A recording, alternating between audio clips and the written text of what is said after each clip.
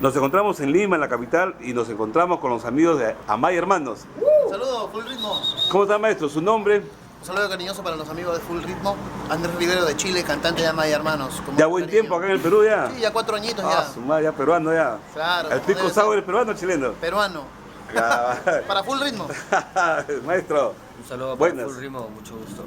¿Su nombre, Vázquez, maestrito? Walter Vázquez. ¿Qué Walter tal? ¿Qué no es? Acá en Lima promocionando la orquesta. Todo bien, todo tranquilo, promocionando acá de la mano con Full Ritmo, con los chicos de Lima, Perú.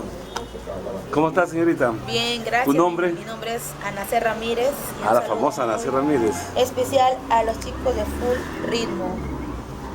Soy vocalista de Amaya Hermanos. ¿Qué tema usted canta en el escenario? Ahorita dentro de la producción está Yo sí me enamoré, está Ámame, que es la última canción que acabamos de grabar, y Creía que me amabas. Ok, Este tema amiga, grabado.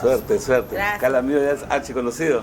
William Sánchez, cantante de Amaya Hermanos, con mucho cariño para la gente de Full Ritmo. No eres el compositor Willy Sánchez, ¿no? Tu amor fue una mentira, nada ¿no? que ver, nada que ver. ¿Es tu primo o no?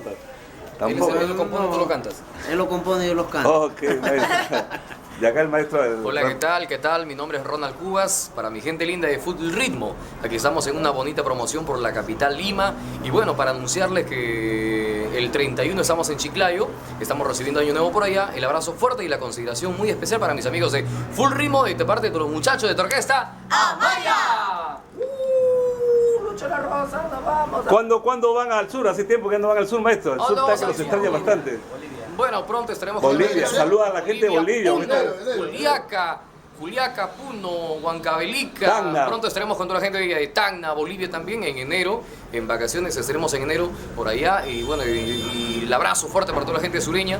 Le llevamos en nuestro corazón sobre todo a Bolivia, que en 2 ocasiones, 2 oportunidades hemos estado con ellos. Y esperemos que no sean las 2 primeras, sino que vengan muchas más. Y el saludo para la gente de Juliaca y Puno.